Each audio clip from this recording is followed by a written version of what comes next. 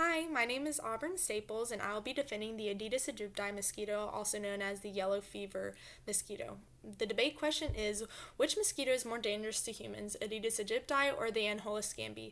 So this debate will be done individually from permission by the TA. So the Aedes aegypti goes through a complete cycle: egg, larva, pupa, and adult stage. They last about 2 weeks to a month depending on their environmental conditions. Females produce on average 100 to 200 eggs per batch. However, the number of eggs produced is dependent on the size of the meal before they are laid, and females can produce up to 5 batches of eggs during lifetime. This mosquito is the primary vector of yellow and dengue fever, a disease that is prevalent in tropical South America and Africa, and often emerges in temperate regions during summer months. During the Spanish-American War, U.S. troops suffered more casualties from yellow fever transmitted by Aedes aegypti than from enemy fire. This species is most active for approximately 2 hours after sunrise and several hours before sunset, but it can bite at night in well-lit areas. Negative impacts to humans due to the diseases can occur. So the mosquito can be recognized by white markings on its legs and a marking in the form of a allele on the upper surface of the thorax. So my opponent might mention how yellow fever caused by Aedes aegypti already has a vaccine, unlike malaria, and to that I would respond with, while there is no treatment for yellow fever, it is possible to be vaccinated against infection for those living in or traveling to climates where the disease is prevalent. So yes, there is a vaccine, but many people may not have the access or the money to get vaccinated, which increases the chances of getting sick. So the people who are usually excluded from vaccination include infants, pregnant women, and people with immune deficiency due to symptomatic HIV or AIDS or other causes. So, in sub-Saharan Africa, for example, where yellow fever is really high, there are more than 200,000 infections and 30,000 deaths every year, with nearly 90% of these occurring in Africa alone.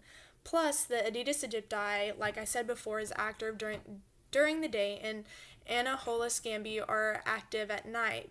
Because of this, I believe the diseases Anopholes gambiae spread can be avoided because at night there is less activity compared to the day, where people must go out and go work, increasing their chances of being more susceptible to bites during the day compared to the night.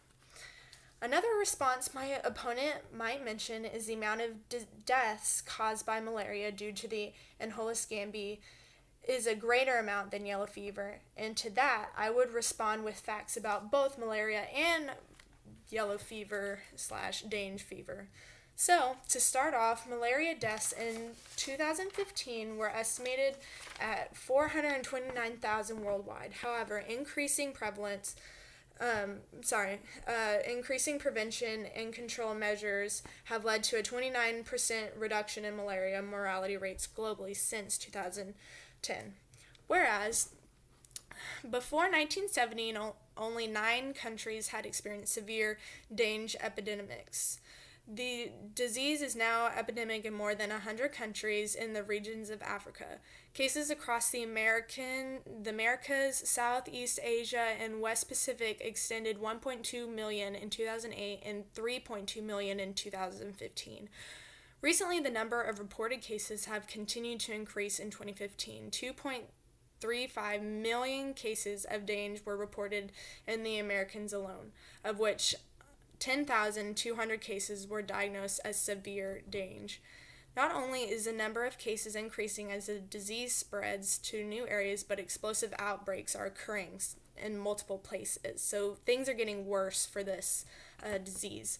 And that's not even mentioning the annual yellow fever deaths, all the way from 29,000 people to 60,000 people. So, in conclusion, overall, the Aedes aegypti causes more infections and hunts during the day, making them hard to avoid on the daily basis. Current research suggests that mosquito-borne disease prevalence is growing. So, traditional mosquito control methods of Aedes aegypti are not sufficiently suppressing the mosquitoes and are becoming increasingly inefficient. In fact, Aedes aegypti has already developed resistance to many common insecticides, and this resistance is passed on to the future generations, which is an issue. So, as a result, the number of infections cause a negative impact to humans. As the disease continues to spread, the Aedes aegypti is more dangerous to humans because of this increase in resistance. Further research and watch of Aedes aegypti mosquitoes is crucial to bringing a stop or decline to the amount of infection spread. Thank you so much. Bye.